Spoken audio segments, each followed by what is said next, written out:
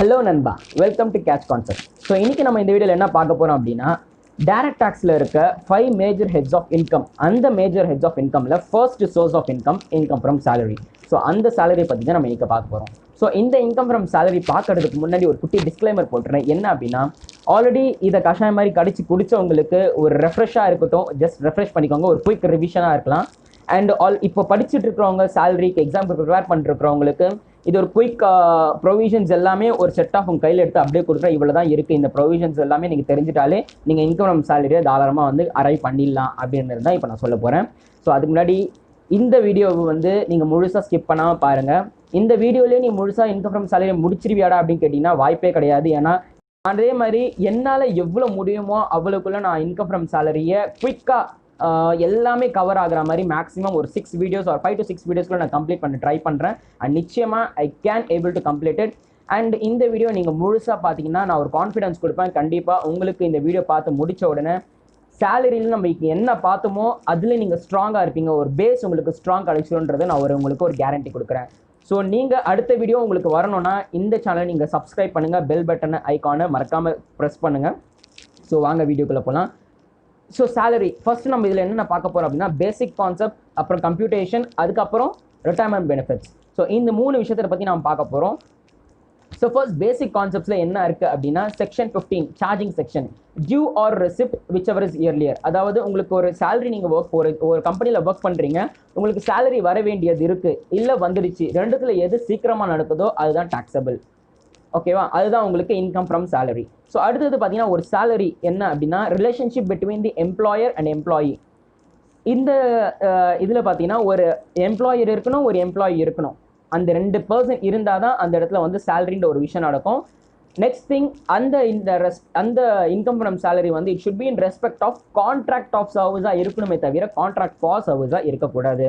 For example, contract of சர்வீஸ்னால் என்ன அப்படின்னா, ஒரு டீச்சர் இருக்காங்க, ஒரு ஸ்கூலில் ஒர்க் பண்ணுறாங்க. அவங்க அந்த ஸ்கூலில் ஒர்க் பண்ணுறதுனால ஒரு டீச்சராக அவங்களுக்கு வந்து மந்த்லி ஒரு ரெம்யூனரேஷன், ஒரு சேலரின்றது, ஒரு அமௌண்ட்ன்றது கிடைக்குது.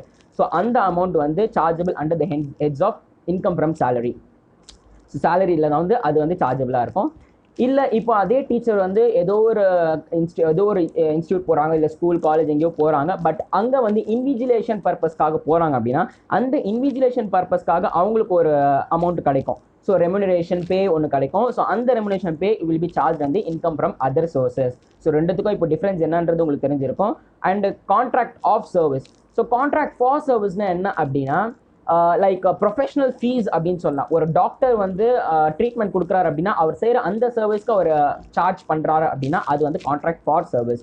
ஸோ அந்த கான்ட்ராக்ட் ஃபார் சர்வீஸ் இதில் வராது. It will be charge under the income from PGBP, profit and gain business of profession. So அங்கே போயிடும் அது. ஸோ இங்கே வராது.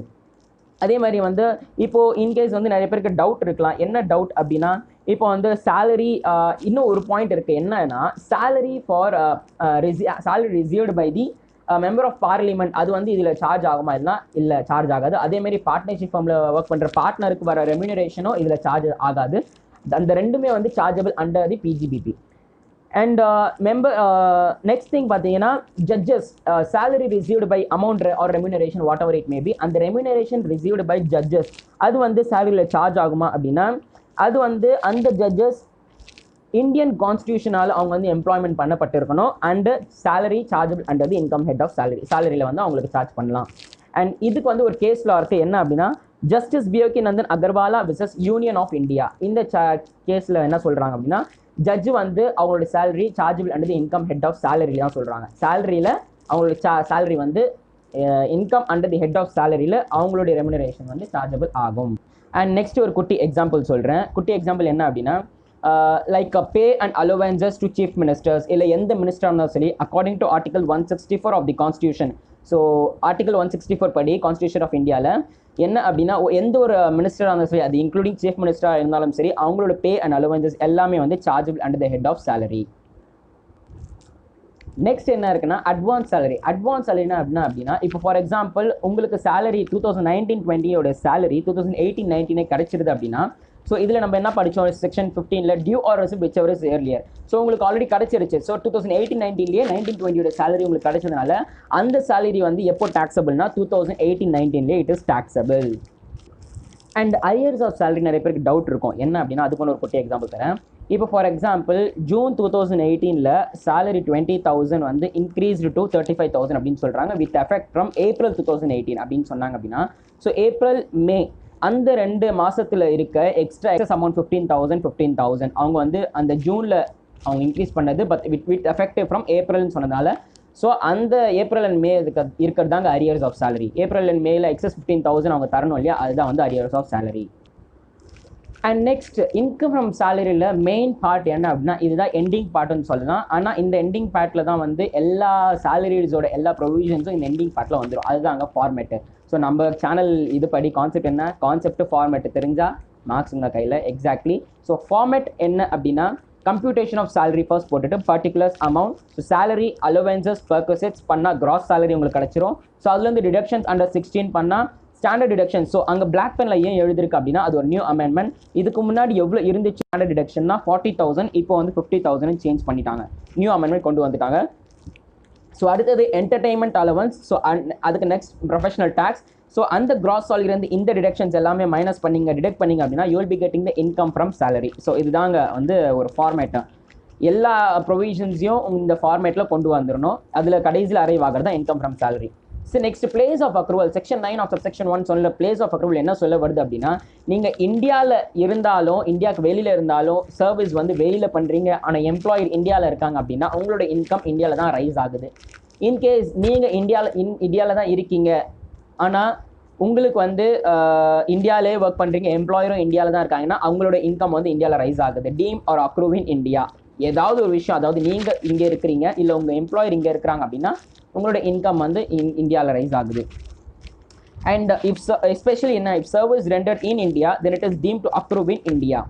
அதே மாதிரி எம்ப்ளாயர் இன் இந்தியா லைக் வந்து இந்தியன் கவர்மெண்ட் அக்ரூவ்ஸ் இந்தியா. இப்போ இந்தியன் கவர்மெண்ட் வந்து உங்களுக்கு ஒரு வெளிநாட்டுக்கு ஒரு வேலைக்கு அனுப்புகிறாங்க, லைக் அவங்க அவங்களுடைய பிஹாஃபாக அனுப்புகிறாங்க. நீங்கள் போய் ஒரு அப்ராடில் போய் ஒர்க் பண்ணுறீங்க, ஆனால் உங்களுக்கு சேலரி இங்கேருந்து தராங்க அப்படின்னா so you will be tax வந்து இன்கம் ஹெட் ஆஃப் சேலரிஸ் இங்கே, அதாவது இந்தியாவில் உங்களுக்கு வந்து இன்கம் வந்து அக்ரூவ் ஆகுது.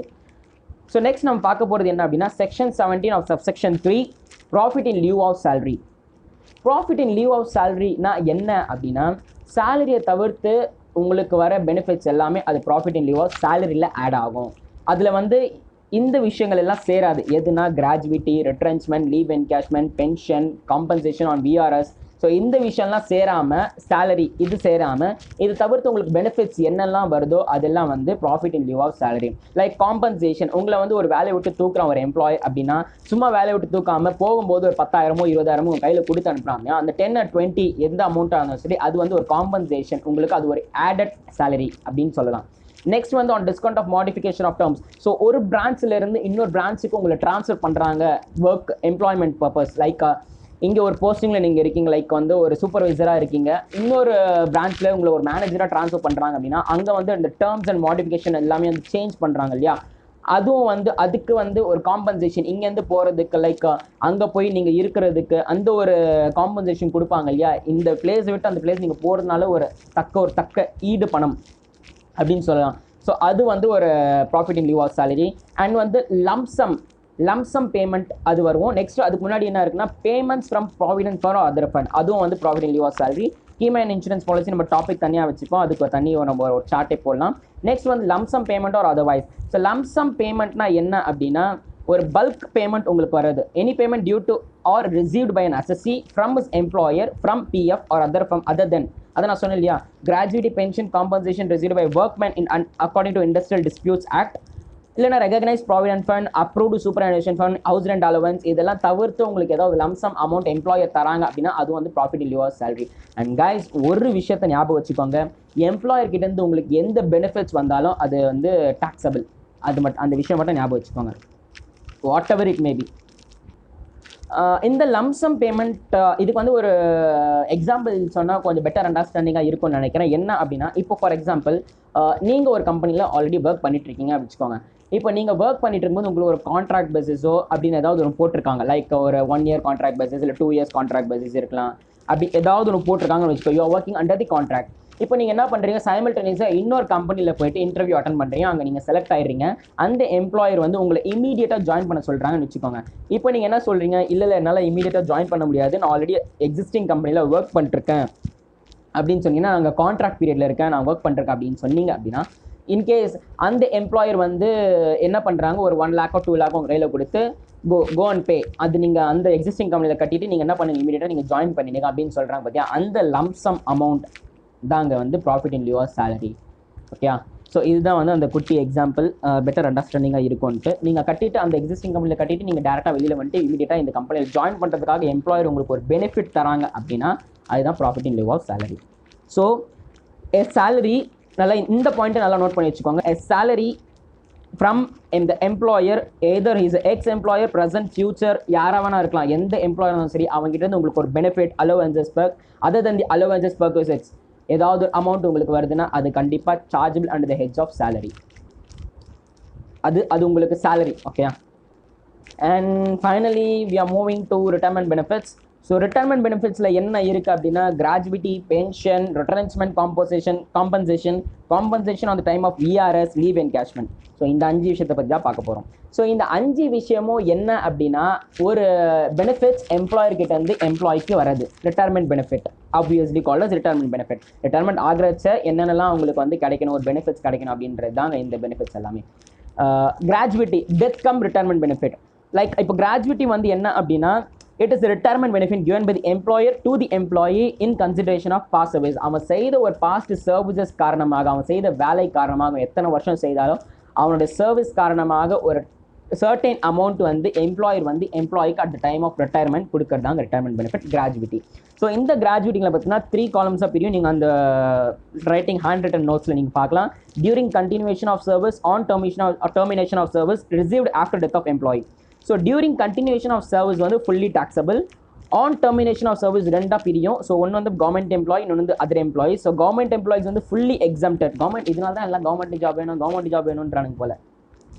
Fully exempted except employee of statutory corporation. Okay, அடுத்தது வந்து அதர் எம்ப்ளாயிஸில் 2 பார்ட்ஸ் இருக்குது. அதே மாதிரி covered by the payment of gratuity act, இன்னும் வந்து not covered by the payment of gratuity act. So covered by the payment of gratuity act என்ன அப்படின்னா, ஸோ இங்கே வந்து நான் டேரெக்டாக அதுக்கு பிளாக் ஆரோ மார்க் போட்டிருக்க பாருங்கள். Minimum of the following which ever is earlier is exempted. So actual gratuity receive எவ்வளோ அமௌண்ட் கிராஜுவிட்டி ரிசீவ் ஆகுதோ அது, or 20 lakhs or 15 working days of salary for every completed years of service. So இதுதான் வந்து 15 divided by 26. ஏன் அந்த 26 வந்து அப்படின்னா, அந்த 4 Sundays, ஒரு மந்த்தில் 30 days இல்லையா, அந்த 4 Sundays போயிடுச்சுன்னா அந்த 26. So 15 divided by 26 into completed years of service into salary per month. இதில் எது whichever is lower அதுதாங்க exempted for the exemption. So அது exempted. ஓகேவா, நெக்ஸ்ட் வந்து not covered by the payment of gratuity act.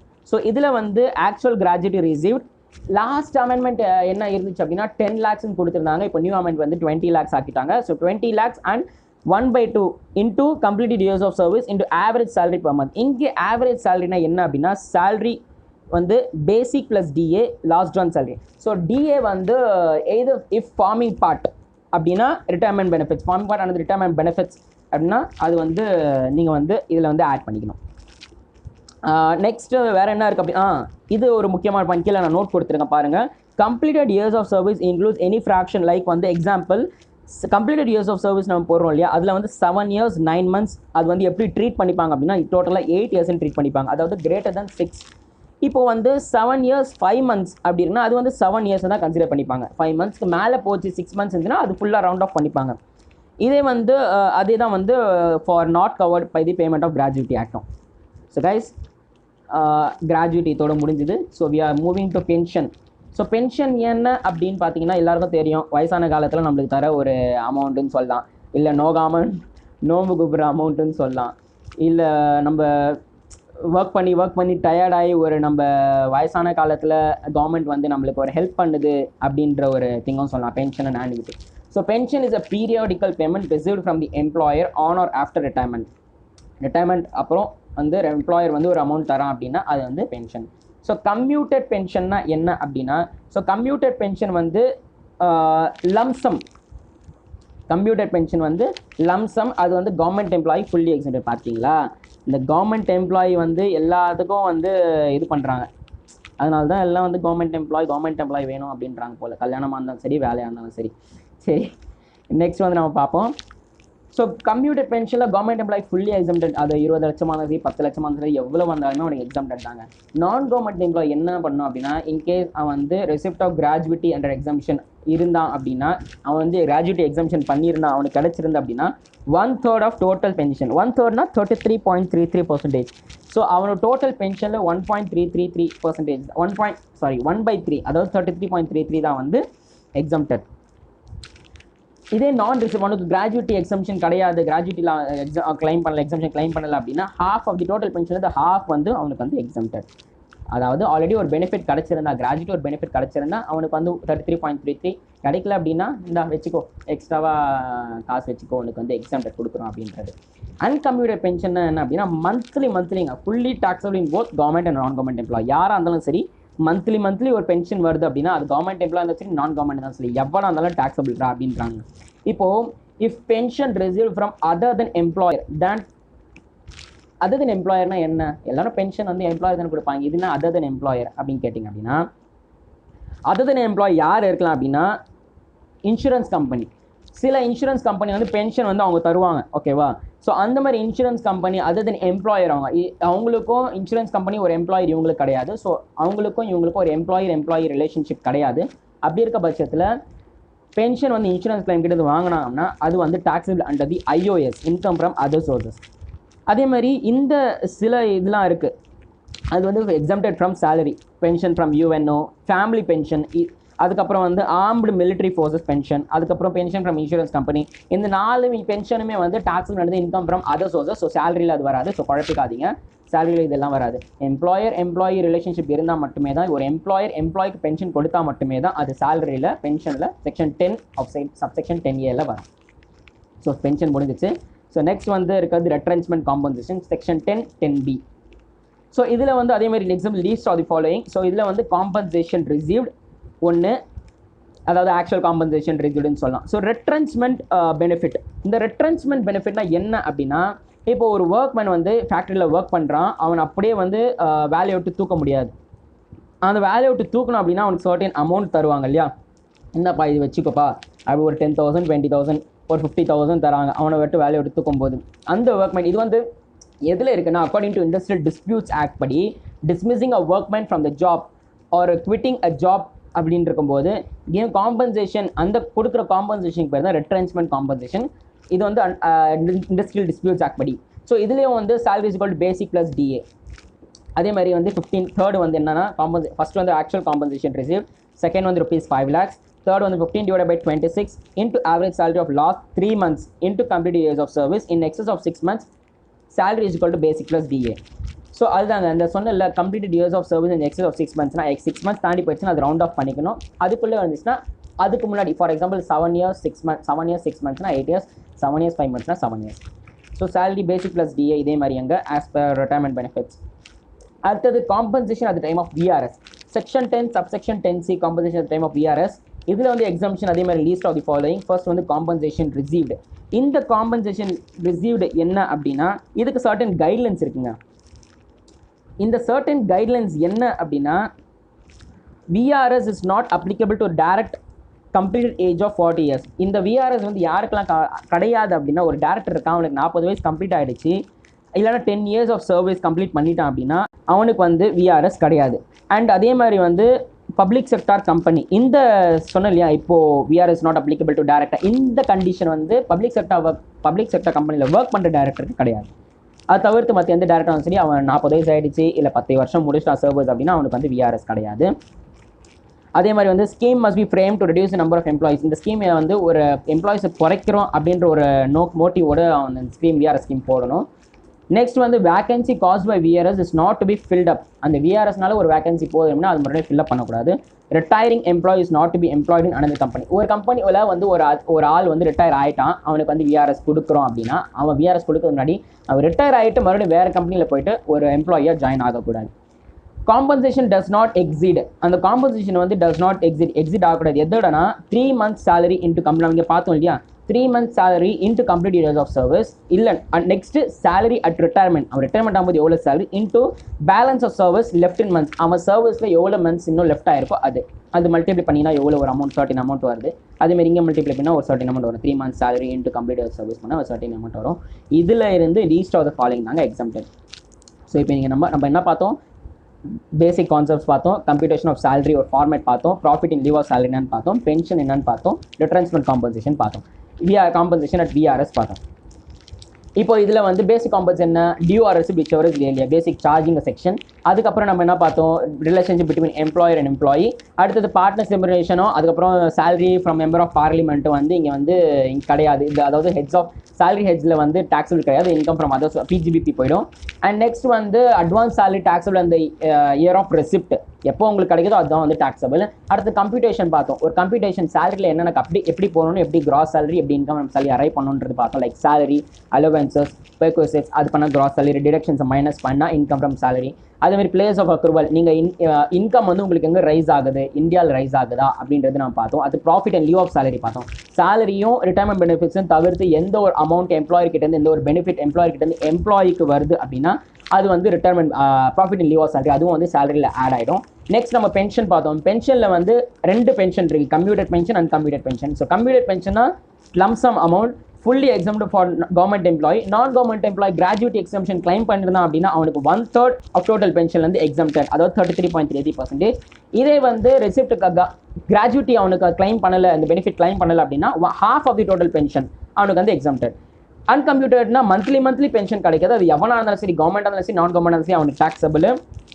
இந்த pension வந்து like employer கிட்ட இருந்து வராமல் வேற எவன்கிட்டயாவது வந்துச்சுன்னா அது will B taxable under the IS அதுக்கு சில எக்ஸாம்பிள்ஸ் பார்த்தோம் pension from UNO family pension from insurance claim அப்படி இருக்க பட்சத்தில் இது எல்லாமே taxable under the IS next retrenchment compensation பார்த்தோம் ரிட்ரென்ச்மெண்ட் காம்பன்சேஷன் என்ன அப்படின்னா ஒரு மனுஷனை ஒரு ஒர்க் மேன் நம்ம ஃபேக்டரி விட்டு வேலை விட்டு தூக்குறோம் according to the industrial disputes act என்ன சொல்கிறாங்க அப்படின்னா அவனுக்கு வந்து ஒரு சர்டின் அமௌண்ட் கொடுத்து தான் வெளில அனுப்பணும் சும்மா அத்தனை நீ வெளில அனுப்பக்கூடாது உனக்கு எந்த ரைட்ஸுமே இல்லை அப்படின்னு சொல்கிறாங்க அந்த காம்பன்சேஷன் அவனை வெளில அனுப்பும்போது கொடுக்குற ஒரு காம்பன்சேஷன் அமௌண்ட் தாங்க ரிட்ரென்ச்மெண்ட் காம்பன்சேஷன் அந்த காம்பன்சேஷன் எவ்வளோ இருக்கணும் அப்படின்னா எவ்வளோ எக்ஸாம்டட் அப்படின்னா லீஸ்ட் ஆஃப் தி ஃபாலோயிங் எவ்வளோனா காம்பன்சேஷன் ரிசீவ்ட் இல்லைனா 5 lakhs இல்லைனா 15/26 into average salary of last 3 months into completed years of service இந்த மூணுத்துல எது கம்மியாக இருக்கோ அதுதான் எக்ஸம்டட் நெக்ஸ்ட் வந்து நம்ம section 10 subsection 10C compensation at the time of VRS பார்த்தோம் ஸோ இதில் exempted least of the following so என் கூட அப்படியே சேர்த்து சொல்லுங்கள் உங்களுக்கு வந்து ஒரு அப்படியே மைண்டில் நிற்கும் ஸோ காம்பன்சேஷன் ரிசீவ்டுக்கு சர்டன் கைட்லைன்ஸ் இருக்குது என்னென்ன அப்படின்னா ஒரு விஆர்எஸ் வந்து ஒரு டேரக்டருக்கு அப்ளிகல் கிடையாது யார் அந்த டேரக்டர்னா அவனுக்கு 40 years முடிஞ்சிருக்கணும் 10 years கம்ப்ளீட் ஆயிருக்கணும் சர்வீஸில் அப்படி இருந்தாலும் அவனுக்கு விஆர்எஸ் கிடையாது அண்ட் இந்த கண்டிஷன் வந்து பப்ளிக் செக்டர் கம்பெனிக்கு அப்ளிகபிள் கிடையாது நெக்ஸ்ட் வந்து இந்த ஸ்கீம் வந்து எம்ப்ளாயிஸை குறைக்கணுன்றதுக்காக அவங்க போட்டிருக்கணும் அடுத்தது வேகன்சி காஸ்ட் பை விஆர்எஸ் வந்து ஃபில்அப் பண்ணியிருக்கக்கூடாது ரிட்டையர் ஆன எம்ப்ளாயி இன்னொரு கம்பெனியில் போயிட்டு மறுபடியும் ஜாயின் ஆகியிருக்கக்கூடாது அப்படியே சொல்ல அப்படியே ரீகலெக்ட் பண்ணிட்டே வாங்க நெக்ஸ்ட் வந்து compensation does not exceed 3 months salary into complete years of service next one salary determined into balance of service left in months so இந்த மூணுத்தில் எந்த 4ல் எது வந்து கம்மியாக இருக்கும் 4 இந்த 4ல் எது கம்மியாக இருக்கோ அதுதாங்க எக்ஸாம்டட் அண்ட் ஃபைனலி நம்ம வந்து லீவ் என்கேஷ்மெண்ட் பார்க்க போகிறோம் லீவ் என்கேஷ்மெண்ட்னா என்ன அப்படின்னா ஃபார் எக்ஸாம்பிள் இப்போது மிஸ்டர் எக்ஸ் மிஸ்டர் ஒய் 2 பேர் வேலை செய்கிறாங்கன்னு வச்சுக்கோங்க ஒரு கம்பெனியில் மிஸ்டர் எக்ஸ் வந்து ரொம்ப சின்சியர் ஆஃபீஸர் ஒரு நாள் கூட லீவ் போடாமல் வேலைக்கு வராரு நம்ம ஸ்கூல்லலாம் வந்து இந்த அட்டண்டன்ஸ்லாம் வந்து பர்ஃபெக்டாக 100% அட்டண்டன்ஸ் வச்சுருப்பாங்களே இவர் வந்து ஒரு 200% அட்டண்டன்ஸ் வச்சுருக்காருன்னு வச்சுக்கோங்க ஒர்க் பண்ணுற அந்த கம்பெனியில் அவங்களுக்கு வந்து கம்பெனியோட ரூல் என்ன அப்படின்னா 2 days வந்து பெய்ட் லீவ் நாங்கள் கொடுக்குறோம் அப்படின்னு சொல்கிறாங்க ஆனாலுமே அந்த 2 days கூட இவர் வந்து லீவ் போடாமல் கம்பெனிக்கு போகிறாரு அப்படின்னா அப்போ வந்து அவரோட ஃப்ரெண்டு ஒய் சொல்கிறாரு mister X mister Y so mister X sincere officer அவர் வந்து அந்த பெய்டு லீவ் கூட கன்சிடர் பண்ணிக்காமல் அந்த பெய்டு லீவ்லாம் அவர் ஒர்க் பண்ணுறாரு மிஸ்டர் ஒய் வந்து ஜாலியாக அந்த பெய்ட் லீவ் எடுத்துகிட்டு அவர் வந்து ஒர்க் பண்ணுறாரு ஸோ இப்போ வந்து 2 கேசஸ்லையும் மிஸ்டர் ஒய்க்கும் மிஸ்டர் எக்ஸ்க்கும் 2 பேருக்கும் ஒரே அமௌண்ட் ஆஃப் சேலரி ஒரே ஸ்டேஜ் ஆஃப் சேலரி போகுமா அப்படின்னு கேட்டால் இட் இஸ் நாட் ஃபேர் கிடையாதுல்ல ஏன்னா அவர் வந்து எக்ஸ்ட்ரா 2 நாளும் ஒர்க் பண்ணுறது பெய்ட் லீவும் எடுத்துக்கிறாரு அதுக்கு தான் வந்து லீவ் என்கேஷ்மெண்ட் இவங்க என்ன சொல்கிறாங்க ஆஸ் பர் செக்ஷன் 10 கவர்மெண்ட் என்ன சொல்லுது அப்படின்னா நீ கவலைப்படாதா மிஸ்டர் எக்ஸ் நீ வந்து நிறைய வேலை செய்கிற ரொம்ப அயராது உழைப்பாளியாக இருக்கிற அதனால் நான் உங்களுக்கு வந்து ஒரு பெனிஃபிட் தரோம் என்ன அப்படின்னா அந்த 2 நாளோட சேலரியை நீ ஒர்க் பண்ண இல்லையா அது வந்து நீ எப்போ வேணால் எடுத்துக்கலாம் அப்படின்னு சொல்கிறாங்க அதே மாதிரி வந்து லீவ் என்கேஷ்மெண்ட்டுக்கு இதுதான் சொல்கிறாங்க ஸோ எடுத்துக்கலாம். அதுக்கு பேர் தான் லீவ் என்கேஷ்மெண்ட். நீ ஒர்க் பண்ண அந்த டேயோட சேலரியை நீ வந்து என்கேஷ் பண்ணிக்கலாம் அப்படின்றாங்க. இப்போ வந்து ரிசீவ்டு டூரிங் எம்ப்ளாய்மெண்ட் இருக்கும்போதே அவன் வந்து அந்த காசை வந்து ரிசீவ் பண்ணிட்டான் அப்படின்னா அது வந்து fully taxable. Receive during retirement in case of government employee அப்படின்னா ஃபுல்லி எக்ஸம்டட். கவர்மெண்ட் எம்ப்ளாயி பார்த்தீங்களா எவ்வளோ எக்ஸம்ஷன்ஸு, ஏகப்பட்ட exemptions. In case of government employee fully exempted. In case of non government employee which ever is lower, அதாவது leave salary received 1, ரெண்டாவது rupees 3 lakhs, மூணாவது leave at credit in days divide by 30 into average salary. இங்கே வந்து என்ன சொல்கிறாங்க அப்படின்னா ஒரு வருஷத்தில் வந்து 30 நாள் தான் லிமிட் அப்படின்றாங்க. 30 நாள் மேலே இருக்கக்கூடாது, 30 நாள் தான் இருக்கணும் அப்படின்றாங்க. இப்போ நம்ம வந்து ஜஸ்ட் ரீகலெக்ட் பண்ணிப்போம். பென்ஷனில் கம்யூட்டட் பென்ஷன், நான் கம்யூட்டட் பென்ஷன், அதில் 1/3 of total pension, 1/2 of total pension. So gratuity claim பண்ணியிருந்தா அப்படின்னா 1/3, கிராஜுவிட்டி கிளைம் பண்ணலை அப்படின்னா half. ரிட்ரென்ச்மெண்ட்டில் எவ்வளோ வந்து 5 lakhs, அந்த ஸ்டாச்சுட்டரி லிமிட் சொல்கிறேன் 5 lakhs. Compensation at time of விஆர்எஸில் 5 lakhs, லீவ் என்கேஷ்மெண்ட்டில் 3 lakh.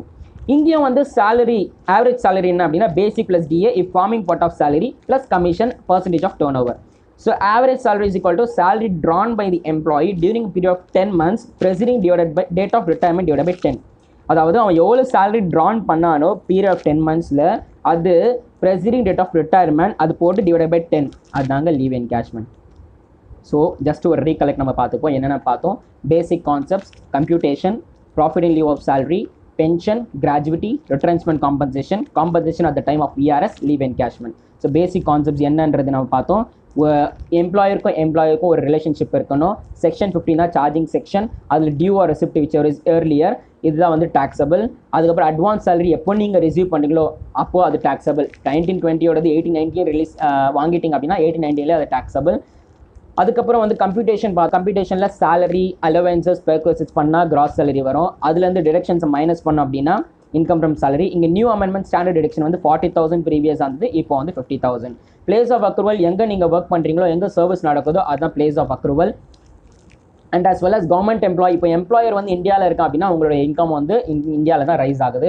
Profit in lieu of salary section 17 subsection 3 என்ன சொல்கிறோம் அப்படின்னா சேலரி அண்ட் ரிட்டையர்மெண்ட் பெனிஃபிட்ஸை தவிர்த்து எம்ப்ளாயர் கிட்டேருந்து உங்களுக்கு எந்த பெனிஃபிட் வந்தாலுமே அது வந்து ஆடட் இந்த சேலரி. கைஸ் அந்த பாயிண்ட் நான் நோட் பண்ணிக்க சொன்னேன் இல்லையா, எந்த ஒரு அமௌண்ட் எம்ப்ளாயர் கிட்டேருந்து எந்த ஒரு பெனிஃபிட் எம்ப்ளாயர் கிட்டேருந்து ஒரு எம்ப்ளாய்க்கு வருது, எம்ப்ளாய்க்கு உங்களுக்கு வருது அப்படின்னா அது எந்த பெனிஃபிட்டாக சொல்லி அதர் தென் பெர்குவிசிட்ஸ் அலவன்சஸ் அது will be added as a profit in lieu of salary. அது டாக்ஸபிள், அது வந்து டாக்ஸபிள். நெக்ஸ்ட் வந்து செக்ஷன் 10 ஆஃப் பென்ஷனில் பார்த்தோம். பென்ஷன் என்ன பார்த்தோம்னா கம்ப்யூட்டர், நான் கம்ப்யூட்டர் 1/3, அதுக்கப்புறம் half. Commuted pension government employee fully exempted, non government employee gratuity claim பண்ணியிருந்தாங்கன்னா 33.33%, அதாவது 1/3 ஆஃப் டோட்டல் பென்ஷன் வந்து எக்ஸம்டட். கிராஜுவிட்டி கிளைம் பண்ணலை அப்படின்னா half of the total pension is exempted. Uncommuted பென்ஷனா fully taxable both government employee non government employee. ஏன்னா அது வந்து monthly pension கிடைக்குது. எம்ப்ளாயர் தவிர்த்து யார் வந்து பென்ஷன் கொடுத்தாலுமே அது taxable under the income of other sources. Retrenchment compensation இப்போ பென்ஷன் முடிஞ்சிச்சு, கிராஜுவிட்டி வரும். கிராஜுவிட்டியில் 3 இருக்குது. During continuation of service, termination of service, received after date of employee. During continuation of service fully taxable for both employees. On termination of சர்வீஸில் government employee other employees. Government எம்ப்ளாயிஸ்க்கு வந்து fully exempted. Other employees வந்து covered under the payment of gratuity act, non covered under the payment of gratuity act. So covered under the payment of gratuity act வந்து actual gratuity receipt 20 lakhs அப்புறம் 15 working days 15 divided by 26 into completed years of service into salary per month. இது மூணுத்துல எது லோயரோ அதுதான் வந்து exempted. இதில் வந்து covered not covered by the payment of gratuity act வந்து actual gratuity received rupees 20 lakhs. இந்த new amendment தான் 20 lakhs. ஃபர்ஸ்ட் வந்து 10 lakhs இருந்துச்சு, நோட் பண்ணிக்கோங்க. அப்புறம் half into completed years of service into average salary per month. இங்கே salary is equal to basic plus DA lost on. ஓகேவா? Next வந்து நம்ம பார்க்க போகிறது ரெட்ரென்ச்மெண்ட் காம்பன்சேஷன். ரெட்ரென்ச்மெண்ட் காம்பன்சேஷனாக ஒரு கம்பெனி ஒரு ஒர்க் மேனை நம்ம வேலையை விட்டு தூக்குறது, அவன் தூக்கும் போது ஒரு காசு கொடுத்து காம்பன்சேஷன் கொடுத்து அவன் அனுப்புறது. அந்த காம்பன்சேஷன் ரிசீவ்ட் rupees 5 lakhs இல்லை 15 divided by 26 into average salary of last 3 months into completed years of service. இந்த மூணுத்தில் which is least to other exempted. Compensation at the time of VRS voluntary retirement scheme ஒரு certain guidelines இருக்குது. Like அந்த director வந்து 40 years 10 years of service 40 years age 10 years of service முடிஞ்சிருக்கணும். இந்த condition வந்து public sector கம்பெனிக்கு applicable கிடையாது. அதுக்கப்புறம் VRS நால வெளில போகிறவன் அந்த கேப்பை ஃபில் பண்ணக்கூடாது. விஆர்எஸ் வாங்கிட்டு வெளில போகிறவன் இன்னொரு கம்பெனியில் போயிட்டு எம்ப்ளாயி ஆகக்கூடாது. இப்படி இருக்கும்போது இந்த சர்டன் கைட்லைன்ஸ் நம்ம கன்சிடர் பண்ணி அதில் எவ்வளோ காம்பன்சேஷன் ரிசீவ் ஆகுதோ அது rupees 5 lakhs 3 months into completed years of service, salary retirement into balance of service left in months. இது எல்லாமே which is leaves to the following அது exempted. நெக்ஸ்ட் வந்து ஃபைனலி லீவ் என்கேஷ்மெண்ட். லீவ் என்கேஷ்மெண்ட்னா என்ன அப்படின்னா நான் சொன்ன மாதிரி எவ்வளோ நாள் வந்து நீங்கள் எக்ஸ்ட்ரா ஒர்க் பண்ணுறீங்க, பெய்ட் லீவில் நீங்கள் ஒர்க் பண்ணிங்கன்னா அந்த பெய்ட் லீவோட காசு நீங்கள் வந்து அது டைம் ஆஃப் ரிட்டைர்மெண்ட்டோ இல்லை அது டைம் ஆஃப் ஒர்க் பண்ணிட்டு இருக்கும்போது நீங்கள் எடுத்துக்கலாம். எம்ப்ளாய்மெண்ட் பண்ணிட்டு இருக்கும்போது எடுத்தீங்கன்னா ஃபுல்லி டாக்ஸபிள், அது both government non government employee. ரிட்டைர்மெண்ட்க்கு அப்புறம் கவர்மெண்ட் எம்ப்ளாயி எடுத்தான் அப்படின்னா அவனுக்கு fully exempted. Non government employee எடுத்தனா which ever is lower is tax exempted. So leave salary received ₹3 lakh, leave at credit and days divided by 30, average salary limit 30 days per year. ஒரு இயருக்கு 30 நாள் தான். So salary is equal to basic plus DA if forming part of salary plus commission percentage turnover. இங்கே வந்து salary is equal to basic plus DA. So இவ்வளோ தாங்க. இது வந்து நம்ம இன்னைக்கு என்னென்ன முடிச்சிட்டோம் அப்படின்னா பேசிக் கான்செப்ட் கம்ப்யூட்டேஷன் அப்படின்றது பார்த்துட்டோம், ரிட்டைர்மெண்ட் பெனிஃபிட்ஸ் முடிச்சாச்சு. ஸோ நெக்ஸ்ட் வீடியோவில் will be saying allowances. So guys, இந்த வீடியோ உங்களுக்கு பிடிச்சிருந்தா இல்லை புரிஞ்சிருந்தா நீங்கள் உங்களுக்கு ஒரு ஒரு சின்ன கான்ஃபிடன்ஸ், ரொம்ப கான்ஃபிடன்ஸ் வந்திருக்கு அப்படின்னா ஓகே, நீங்கள் இன்னொரு தடவை நான் இதை எடுத்து பார்த்தேன்னா எனக்கு தெரிஞ்சிடும் அப்படின்னு சம்ஸ் போட ஆரம்பிச்சிங்க அப்படின்னா தயவு செஞ்சு இந்த வீடியோவை மறக்காமல் ஷேர் பண்ணுங்கள், சப்ஸ்கிரைப் பண்ணுங்கள், லைக் பண்ணுங்கள். அண்ட் உங்கள் ஆசீர்வாதங்கள் இருந்தாலும் சரி, நீங்கள் கழுவி ஊற்றினாலும் சரி, அது கமெண்ட்டில் போஸ்ட் பண்ணுங்கள். அண்ட் கைஸ், இந்த வீடியோவில் நீங்கள் பார்த்த அந்த இதோட பிக் உங்களுக்கு வேணும் அப்படின்னா இதையும் நான் டிஸ்கிரிப்ஷனில் கீழே லிங்க்கில் கொடுத்துருக்கேன். அந்த லிங்க் யூஸ் பண்ணி நீங்கள் வந்து அந்த பிக் எடுத்துக்கலாம். இது ஹேண்ட் ரிட்டன் நோட்ஸ், என்னோட பர்சனல் ஹேண்ட் ரிட்டன் நோட்ஸ். நான் அதை வச்சு தான் உங்களுக்கு சொல்லித்தரேன். ஸோ இது ஜஸ்ட் உங்களுக்கு ஒரு குயிக் ரிவிஷனாக இருக்கும். டக்குன்னு நம்ம வந்து பேஜஸை வந்து திருப்பிட்டே இருக்காமல் இதை பார்த்தோன்னா நம்மளுக்கு வந்து ஒரு கிளான்ஸ் கிடைச்ச மாதிரி இருக்கும். அப்படின்றனால தான் நான் ஒரு ஹேண்ட் ரிட்டன் நோட்ஸாக எடுத்தேன். அண்டு மறக்காமல் பார்ட் 2 வீடியோவை பாருங்கள். பிகாஸ் இது நம்மளுக்கு சேலரி இன்னும் முடியல. சேலரி வந்து ரிட்டைர்மெண்ட் பெனிஃபிட்ஸ் வரைக்கும் தான் முடிச்சிருக்கோம். நம்மளுக்கு இன்னும் அலவன்சஸ் இருக்குது, பெர்க்வசிட்ஸ் இருக்குது. ஸோ அலவன்சஸ் நெக்ஸ்ட் பார்ட் 2 வீடியோவில் பார்ப்போம். ஸோ இந்த பார்ட் 2 வீடியோ உங்களுக்கு இமீடியட்டாக வரணும்னா நம்ம சேனலை சப்ஸ்கிரைப் பண்ணுங்கள், பெல் பட்டனை மறக்காமல் ப்ரெஸ் பண்ணுங்கள். So see you, bye, take care, until stay safe, stay happy, hit your goals as you like. So bye guys, love you all.